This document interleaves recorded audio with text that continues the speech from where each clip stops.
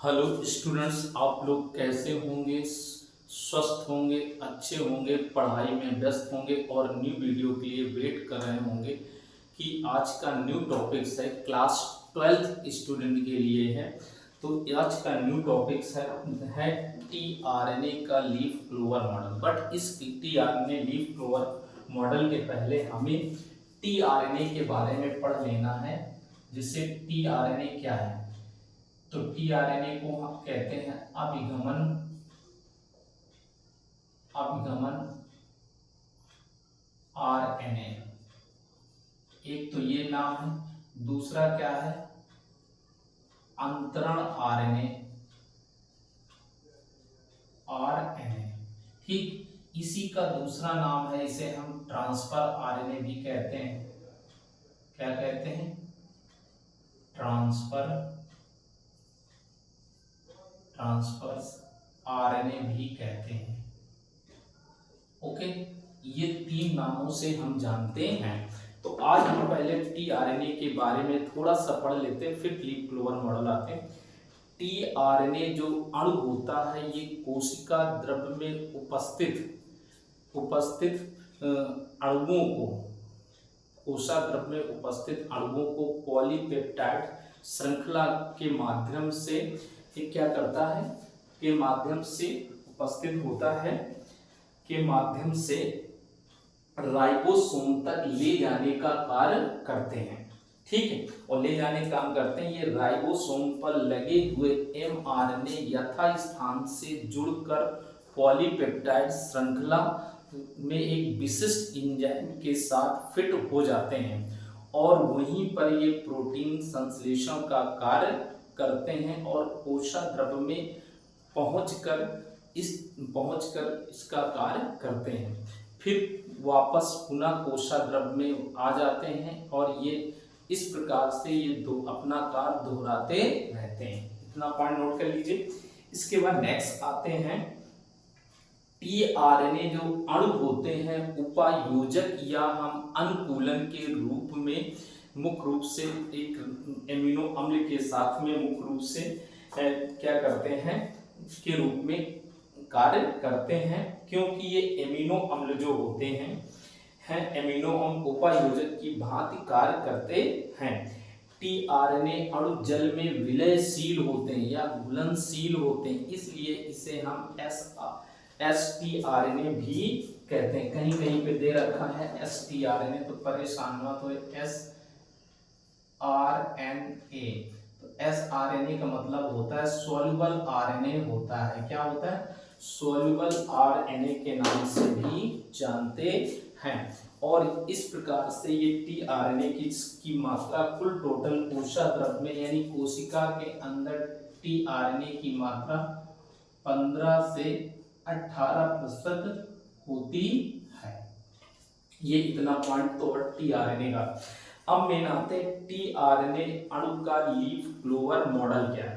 जो इस फिगर में है टीआरएनए अणु का क्लोवर लीफ मॉडल है, जो ये फिगर के माध्यम से समझाया गया। बट इस टीआरएनए अणु के माध्यम में क्या है, टीआरएनए अणु पहले समझ लीजिए। टीआरएनए अणु सबसे छोटे होते हैं, यानी टीआरएनए सबसे छोटे होते हैं जिसमें न्यूक्लियोटाइड की संख्या 74 से 93 न्यूक्लियोटाइड प्रेजेंट होते हैं, यानी 74 से 93 एमिनो अम्ल के रूप में या 94 एमिनो अम्ल के रूप में 94 एमिनो अम्ल के रूप में यानी 73 से 94 एमिनो अम्ल के रूप में उपस्थित होते हैं।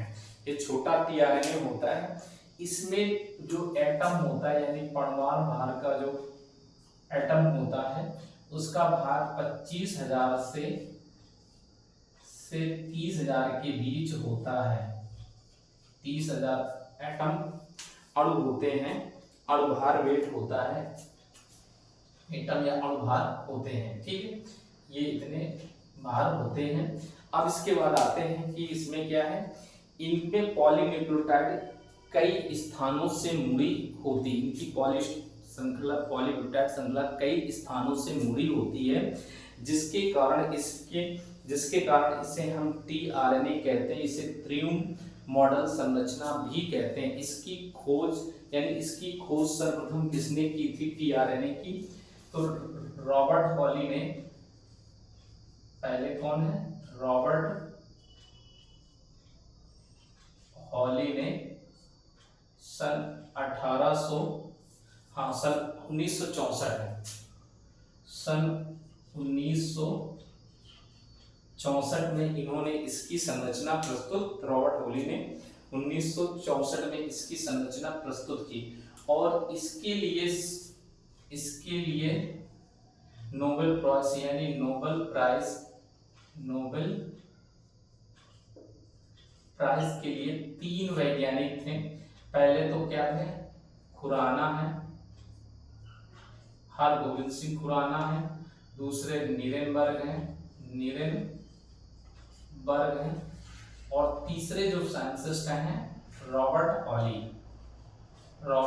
को सन 1960 को नोबेल प्राइज दिया गया। ये महत्वपूर्ण संरचना की बातें हैं।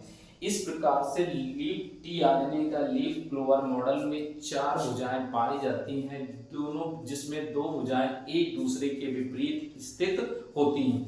और आप लोग ये फिगर भी ड्रा करते जाए, जिसमें पढ़ा रहा हूँ थोड़ा थोड़ा करके, तो मैं पढ़ा दूं। ये टीआरएनए जो संरचना बनी होती है इसमें 3 लूप होते हैं और एक पहला बिना लूप का होता है। इतना समझ लीजिए, फिर मैं एक एक क्रम में बताता हूँ।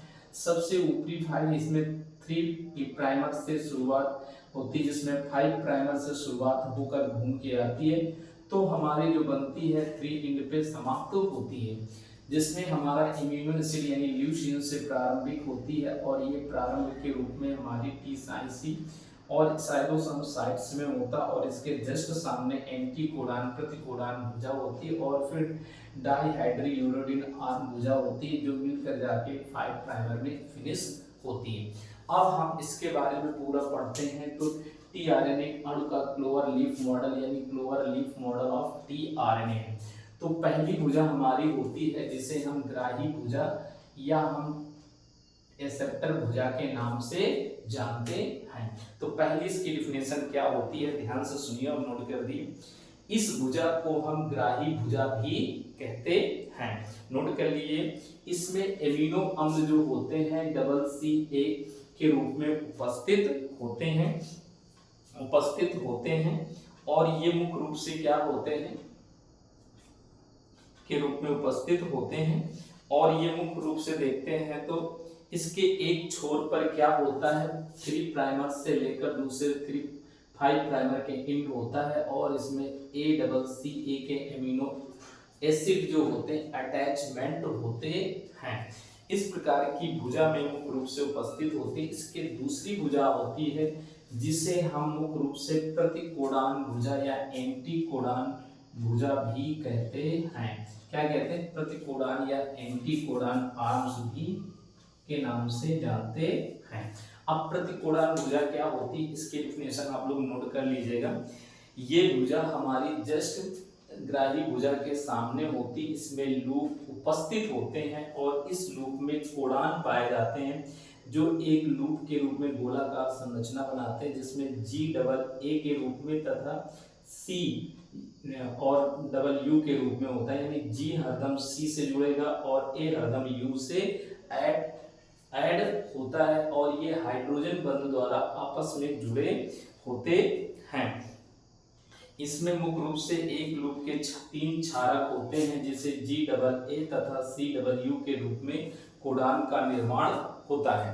अब नेक्स्ट आते हैं, इसी के एंटीकोडॉन भी कहते हैं। ये मुख्य रूप से जिस भुजा में AA होते हैं ये भुजा पाई जाती है, एक सांकेतिक सूचना का काम करती है और लूप के एंटीकोडॉन mRNA पर रेकोनाइज का इंड का काम करते हैं। क्या? रेकोनाइज इंड के रूप में पाए जाते हैं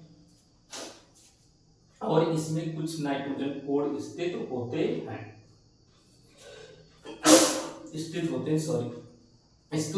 नेक्स्ट पॉइंट आते हैं, तीसरी आर्म होती है जिसे हम TCC आर्म के नाम से जानते हैं। TCC आर्म क्या होती है? इस भुजा में ये लूप पाया जाता है, इसमें टी लूप कहते हैं और इस टी लूप में राइबोसोम साइड से जुड़कर बने होते हैं।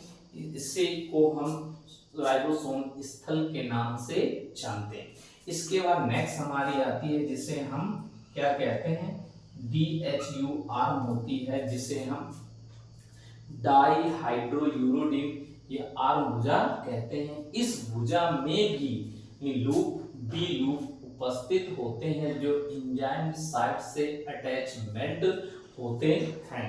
एंजाइम साइट से अटैचमेंट होते हैं और ये सक्रियता एमिनो अम्ल टीआरएनए की तरह कार्य करते हैं। अब नेक्स्ट पॉइंट आते हैं, नोट में होते हैं कुछ टीआरएनए इस प्रकार के भी होते हैं, यानी कुछ टीआरएनए इस प्रकार के भी होते हैं जिनमें मुख्य रूप से क्या होते हैं, पांचवी भुजा भी बन जाती है। इसके अकॉर्डिंग हम इसको में हम अंतर के रूप में देख सकते हैं। इस प्रकार ये पूरा टीआरएनए पूरी स्ट्रक्चर डेवलपमेंट होती है और इसको नोट कर लिए, फिगर बना लिए। Very very most important, board exam में पूछा जाता है, इसलिए इसको तैयार कर लीजिए। और सबसे पहले मेरा इस न्यू जो स्टूडेंट हैं इस चैनल को सब्सक्राइब करिए, लाइक करिए, बेल आइकन दबाइए, जिससे नेक्स्ट वीडियो में आपको चैप्टर बाय चैप्टर यानी टॉपिक बाय टॉपिक आपको मिलता रहेगा। ओके, थैंक्स, नोट कर लीजिए।